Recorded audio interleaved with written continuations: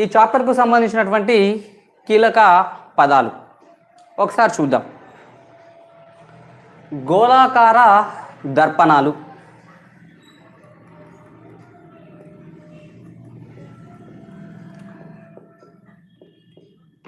వక్రతలం కలిగి ఉన్న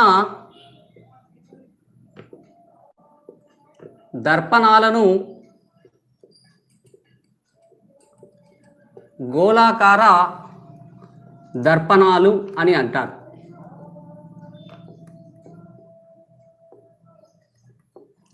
సాధారణంగా మనం ఇంట్లో చూసేటటువంటి అద్దం సమతల దర్పణం అని చెప్పాను.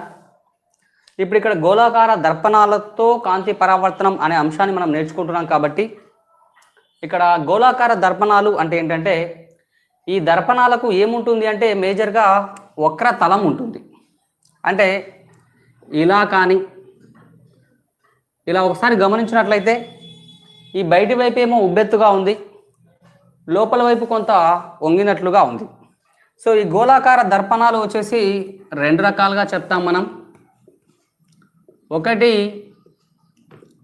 పుటాకార దర్పణం, రెండవది కుంభాకార దర్పణం. ఈ చాప్టర్లో మనం ఎక్కువగా దాదాపు పూర్తిగా పుటాకార దర్పణంకు సంబంధించిన సమాచారాన్ని పూర్తిగా నేర్చుకుంటాం. అంటే ఆ దర్పణం వల్ల ఏర్పడేటటువంటి ప్రతిబింబాలు ఎలా ఉంటాయి, సో వాటి యొక్క ఆ దర్పణం యొక్క ఉపయోగాలు ఏంటి, ఎక్కడెక్కడ ఉపయోగిస్తాం అనే అంశాల్ని మొత్తం కూడా ఈ చాప్టర్లో మనం నేర్చుకుంటాం. సో పుటాకార దర్పణం అంటే ఏంటంటే, లోపల వైపుకు వంగినట్లుగా ఉండి బయటి వైపు ఈ విధంగా కళాయి పూత పూసినట్లయితే దానిని మనం పుటాకార దర్పణంగా చెప్తాం. నెక్స్ట్ వన్ కుంభాకార దర్పణం. లోపల వైపు కళాయి పూత పూసి బయటి వైపు ఉబ్బెత్తుగా ఉన్నటువంటి దర్పణాన్ని మనం కుంభాకార దర్పణంగా చెప్తాం. ఇలాగా మనం గోళాకార దర్పణాలు అంటే ఏంటో మనం చెప్పుకోవచ్చు. నెక్స్ట్ వన్ వచ్చేసి ఇక్కడ నేను ఏం రాశాను అంటే కీలక పదాల గురించి రాయటం జరిగింది. ఏంటి ఆ కీలక పదాలు ఒకసారి చూద్దాం. ఇవన్నీ కూడా మనం నిన్నటి క్లాస్లోనే నేర్చుకోవడం జరిగింది, అయినప్పటికీ నేను మళ్ళీ ఒకసారి రిపీట్ చేస్తున్నాను. చూద్దాం కీలక పదాలు. సో మొదటిది వచ్చేసి వక్రత కేంద్రం, సెంటర్ ఆఫ్ కర్వ్ అని చెప్తాం, అందుకే దీన్ని సితో సూచిస్తాం. నెక్స్ట్ వన్ వచ్చేసి దర్పణ ధ్రువం, దీన్ని ఇంగ్లీష్లో పోల్, పిఓఎల్ఈ పోల్ అని చెప్తాం, తెలుగులో దీన్ని దర్పణ ధ్రువంగా చెప్తాం. నెక్స్ట్ వన్ వచ్చేసి వక్రత వ్యాసార్థం, దీన్ని క్యాపిటల్ ఆర్తో సూచిస్తాం. ఫస్ట్ వన్ ఏమని చెప్పానంటే నేను వక్రత కేంద్రం సి అని చెప్పాను, రెండవది దర్పణ ధ్రువం, మూడవది వక్రత వ్యాసార్థం. సో ఇక్కడ వీటికి సూచించే గుర్తులు చూడండి, C, P and capital R. So వీటితో పాటుగానే నెక్స్ట్ వన్ వచ్చేసి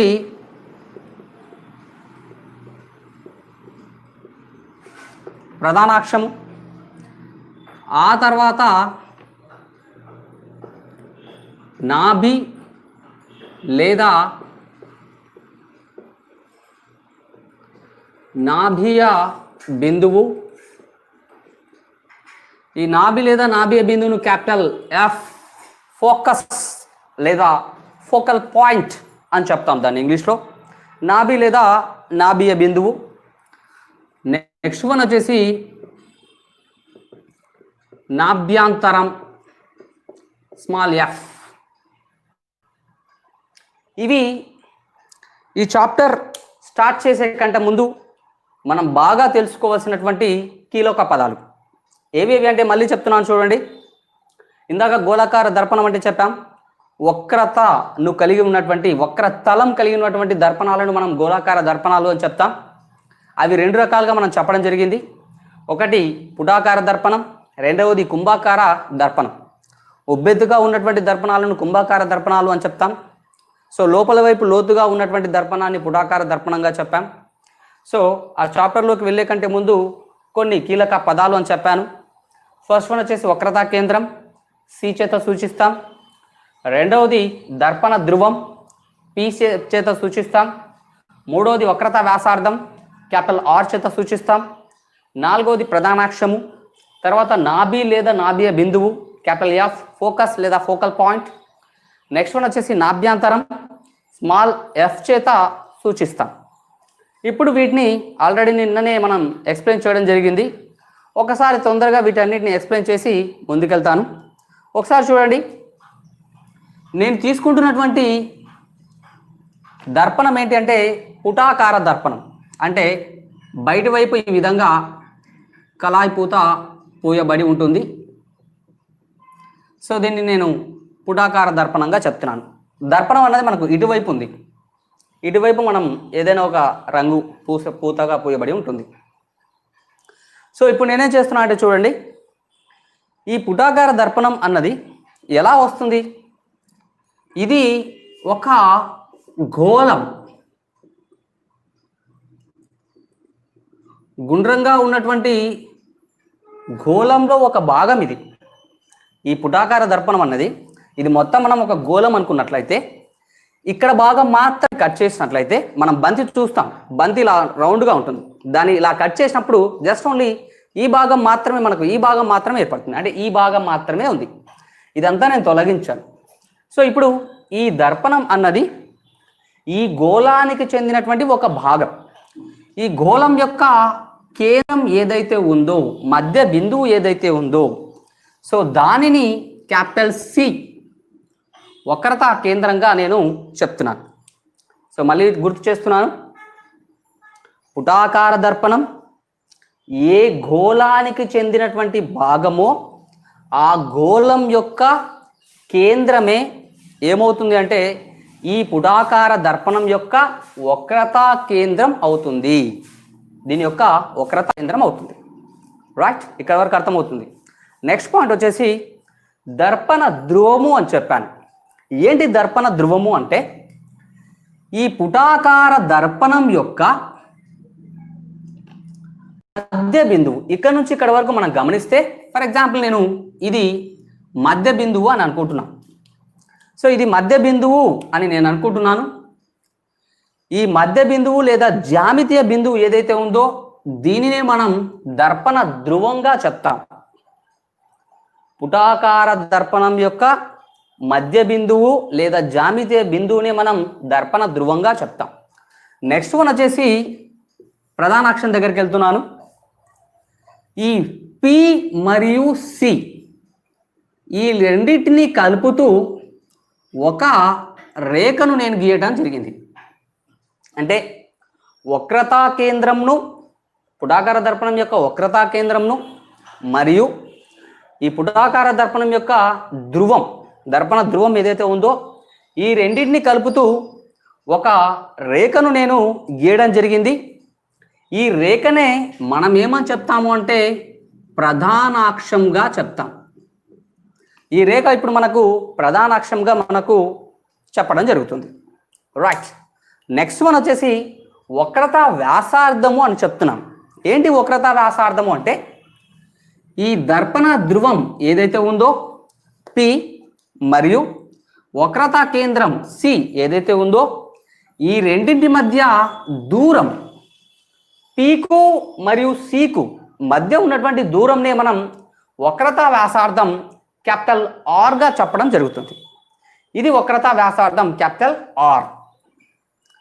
సో నెక్స్ట్ వన్ వచ్చేసి నిన్న మనం తెలుసుకున్నటువంటిది ఏంటంటే నాభి లేదా నాభ్య బిందువు. దీన్ని నేను నిర్వచించడం కోసం ఏం చేస్తున్నాను అంటే ఇది పుటాకార దర్పణం. ఇటువైపు ఎక్కడో చోట దూరంగా ఒక వస్తువు ఉంది అనుకున్నట్లయితే ఈ వస్తువు నుంచి ఇక్కడ వస్తుంది అనుకుందాం.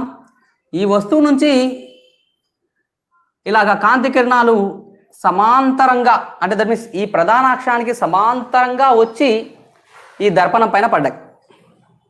చూడండి, దూరంగా ఎక్కడో వస్తుంది, ఆ వస్తువు నుంచి వస్తున్నటువంటి కాంతి కిరణాలు ఇవి. ఈ బ్లాక్ కలర్లో గీసినటువంటిది ఏంటంటే వస్తువు నుంచి వస్తున్నటువంటి కాంతి కిరణాలు. ఈ కాంతి కిరణాలు ఎలా ఉన్నాయంటే ప్రధాన అక్షానికి సమాంతరంగా ఉన్నాయి.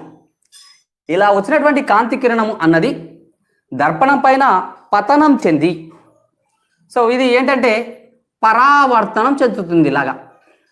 ఇలా పరావర్తనం చెందింది. ఇలా పరావర్తనం చెందేటప్పుడు ఈ ప్రధానాక్షరం పైన ఏదో ఒక బిందు దగ్గర ఖండించబడటం జరిగింది. సో నెక్స్ట్ ఇక్కడ కూడా ఏదైనా వస్తువు ఉందనుకున్నట్లయితే ఇక్కడ నుంచి కూడా ఒక సమాంతరంగా ఒక కాంతి కిరణం ప్రధానాక్షరానికి సమాంతరంగా ఇలా బయలుదేరింది అనుకుంటున్నాం. సో ఇది పతనం చెంది ఇది కూడా ఏమవుతుంది, ఇక్కడ నుంచి పతనం చెందిన తర్వాత మళ్ళీ పరావర్తనం చెందడం జరిగింది. ఇలా పరావర్తనం చెందింది. ఇది ఎక్కడైతే బిందువు దగ్గర ఈ ప్రధానాక్షరాన్ని ఖండించిందో ఈ విధంగా సమాంతరంగా వస్తున్నటువంటి కాంతి కిరణం ఇది కూడా ఆ బిందువు దగ్గరనే ఖండించుకోబడటం జరుగుతుంది. ఇలాగా మనం ఇప్పుడు ఏం చెప్పవచ్చు అంటే చూడండి, ప్రధానాక్షానికి సమాంతరంగా బయలుదేరేటటువంటి కాంతి కిరణాలు పుటాకార దర్పణంపై పతనం చెందిన తర్వాత ఈ సమాంతరంగా వస్తున్నటువంటి కాంతి కిరణాలన్నీ కూడా ప్రధానాక్షరం పైన ఒకానొక బిందువు దగ్గర మాత్రమే ఖండించుకుంటాయి. ఆ బిందువునే క్యాపిటల్ ఎఫ్, ఇంగ్లీష్లో దీన్ని ఫోకస్ అని అంటారు, లేదా దీన్నే ఏమని చెప్తారు అంటే ఫోకల్ పాయింట్గా చెప్పవచ్చు. తెలుగులో నాభి లేదా నాభ్య బిందువు అని చెప్తాం. సో మళ్ళీ గుర్తు చేస్తున్నాను, ప్రధానాక్షానికి సమాంతరంగా వస్తున్నటువంటి కాంతి కిరణాలు పుటాకార దర్పణంపై పతనం చెంది అవి మరలా పరావర్తనం చెందినప్పుడు ప్రధానాక్షరం పైన ఒకానొక బిందువు దగ్గర ఖండించుకోబడటం జరుగుతుంది. ఆ బిందువునే నాభి లేదా నాభియ బిందువుగా మనం చెప్పడం జరుగుతుంది. సో ఇది నాభి లేదా నాభియ బిందువు, ఫోకల్ పాయింట్ లేదా ఫోకస్, క్యాపిటల్ ఎఫ్గా చెప్తాం. సో నెక్స్ట్ పాయింట్ వచ్చేసి ఏంటి అంటే నాభ్యాంతరం, స్మాల్ ఎఫ్గా చెప్పాను. ఏంటి నాభ్యాంతరం అంటే ఈ దర్పణ ధ్రువానికి మరియు నాభికి మధ్య ఉన్నటువంటి ఈ దూరాన్నే నాభ్యాంతరంగా చెప్తాం.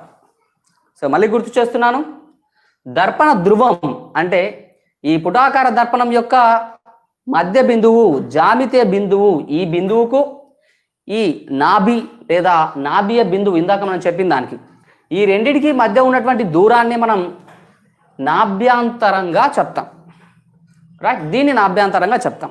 అయితే చూడండి, ఈ నాభి లేదా నాభ్య బిందువు అన్నది ఎగ్జాక్ట్గా పీకు మరియు సీకు మధ్య బిందువుగా మాత్రమే ఉంటుంది.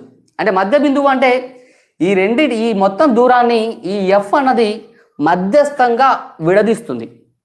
అంటే ఇక్కడ నుంచి ఇక్కడ వరకు ఎంత దూరం ఉంటుందో ఇక్కడ నుంచి ఇక్కడికి కూడా అంతే దూరం ఉంటుంది. అంటే మనం ఇది ఎఫ్, ఇది కూడా ఎఫ్గా మనం ఊహించినట్లయితే ఈ క్యాపిటల్ ఆర్ అన్నది వక్రతా వ్యాసార్థం అని చెప్పాం. ఇప్పుడు క్యాపిటల్ ఆర్ను మనం రెండు భాగాలకు విభజించాం, ఒకటి ఎఫ్ మరొకటి ఎఫ్. ఈ రెండింటిని మనం కలిపినట్లయితే క్యాపిటల్ ఆర్ ఈక్వల్ టు 2Fగా చెప్పవచ్చు. ఇవి ఈ చాప్టర్లోకి మనం డెప్త్గా వెళ్ళే కంటే ముందు ఈ గోళాకార దర్పణాలకు సంబంధించినటువంటి కీలక పదాలు ఒకసారి మళ్ళీ చూద్దాం. ఫస్ట్ వన్ వక్రతా కేంద్రం అని చెప్పాను, రెండవది దర్పణ ధ్రువము, మూడవది వక్రతా వ్యాసార్థం, ప్రధానాక్షము, నాభి లేదా నాభ్య బిందువు, చివరిది నాభ్యాంతరం. సో వక్రతా కేంద్రం ఏ గోళానికి చెందినదే ఉంటుందో ఆ గోళం యొక్క కేంద్రంనే ఈ దర్పణం యొక్క వక్రతా కేంద్రంగా చెప్పవచ్చు, సి.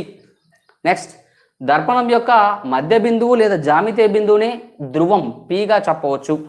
నెక్స్ట్ పి మరియు సి ధ్రువం మరియు వక్రతా కేంద్రములను కలుపుతూ గీసినటువంటి ఒక సమాంతర రేఖనే మనం ప్రధానాక్షంగా చెప్పవచ్చు. నెక్స్ట్ వన్ వచ్చేసి నాభి లేదా నాభ్య బిందువు. ప్రధానాక్షానికి సమాంతరంగా ప్రయాణిస్తున్నటువంటి కాంతి కిరణాలు దర్పణంపై పతనం చెంది పరావర్తనం చెందినప్పుడు అవి ప్రధానాక్షాన్ని ఒకానొక బిందువు దగ్గర ఖండించుకోవటం జరుగుతుంది. దానిని మనం నాభి లేదా నాభ్య బిందువుగా చెప్తాం. చివరిది నాభ్యాంతరం.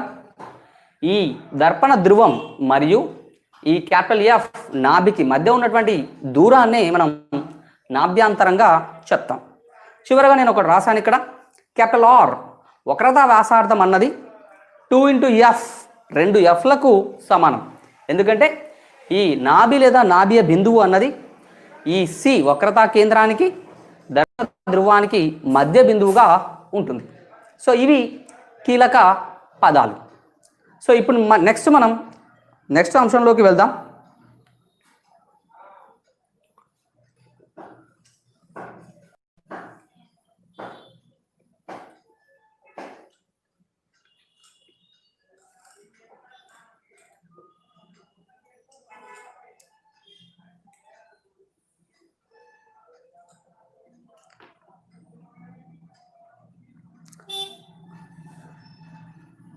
నెక్స్ట్ అంశం ఏంటంటే, మనకున్న సిలబస్లో ఒక కృత్యం ఇవ్వబడింది. సో అది ఏంటి అంటే, పుటాకార దర్పణకి ముందు వస్తువును కొంత దూరంలో ఉంచినట్లయితే, రకరకాల స్థానాల్లో మనం వస్తువును ఉంచడం జరుగుతుంది. ఆ వస్తువు యొక్క ప్రతిబింబం ఎక్కడ ఏర్పడుతుంది అనే దాన్ని మనం ప్రయోగాత్మకంగా చేయాలి. సో ఈ విషయాన్ని మనం పాఠశాలలో చేద్దాం. సో ప్రస్తుతానికి నేనేం చేస్తున్నా అంటే, ఆ వస్తువు ఉంచిన స్థానంను బట్టి ప్రతిబింబం ఎక్కడ ఏర్పడుతుంది అనే విషయాన్ని తెలపడం కోసం కిరణ చిత్ర పటాన్ని మనం గీయడం జరుగుతుంది. ఆ కిరణ చిత్ర పటాన్ని ఎలా గీస్తామో ఒకసారి చూద్దాం. సో ముఖ్యంగా నేను ఇక్కడ 3 ముఖ్యమైనటువంటి కిరణ చిత్ర పటాలను గీస్తున్నాను. ఆ 3 కిరణ చిత్ర పటాలను మీరు బాగా గమనించండి. గమనించిన తర్వాత ఆ 3 బాగా నేర్చుకున్న తర్వాత వాటి సహాయంతో మనం వస్తువును ఎక్కడ ఉంచినప్పటికీ ఆ వస్తువు యొక్క ప్రతిబింబం ఎక్కడ ఏర్పడుతుంది, ఎలా ఏర్పడుతుంది అనే విషయాన్ని మనం చెప్పవచ్చు. ఒకసారి చూద్దాం. మొదటిది,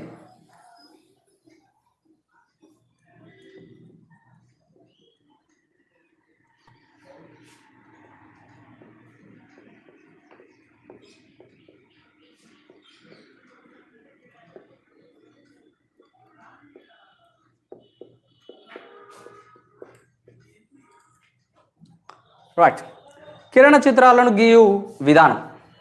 సో ఎలా చూస్తున్నాము అంటే ఒకసారి చూడండి.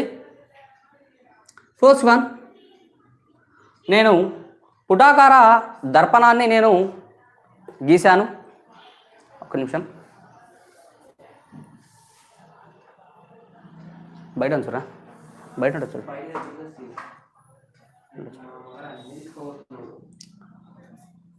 పుటాకార దర్పణాన్ని నేను తీసుకోవడం జరిగింది. సో ఎలాగంటే, బయట వైపు ఈ విధంగా కళాయి పూత గీసినటువంటిది నేను తీసుకున్నాను. సో ఇందాకనే మనం చెప్పాం, ఇక్కడెక్కడో మధ్య బిందువు ఉంటుంది, దాన్ని దర్పణ ధ్రువం అని చెప్పాం మనం. సో దీన్ని ఇలాగా ఒక సమాంతరంగా ఒక రేఖ గీసాం. సో దాన్నే మనము ఏమని చెప్పామంటే ప్రధానాక్షం అని చెప్పాం. ఇక్కడెక్కడో సి వక్రతా కేంద్రం ఉంది అని మనం అనుకుందాం. సో ఇప్పుడు రేఖను నేను గీయడం జరుగుతుంది. ఒకసారి చూడండి.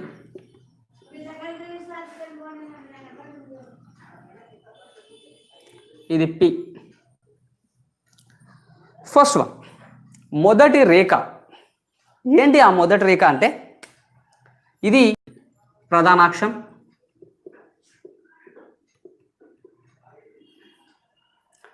ప్రధానాక్షానికి సమాంతరంగా బయలుదేరి దర్పణంపై పతనం చెంది పరావర్తనం చెందే కిరణం.